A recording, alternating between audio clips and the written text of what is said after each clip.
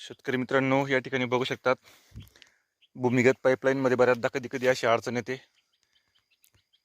आता या शेतामध्ये ही आपली अंडरलाईन पाईपलाईन आहे इकडून या पिकासाठी, आणि या इकडून जी पाईपलाईन गेली ती पूर्ण खालच्या शेतासाठी आहे, आपल्या केळीच्या शेतासाठी. तर बऱ्याचदा होतं काय की काळी माती आहे, कधी कधी पाणी जास्त ओलावा होऊन डायरेक्ट ती पाईपलाईन चेपली जाते. तर हे कामं फार सांभाळून करावं लागतात आणि हे काम कधीतरी निघतं.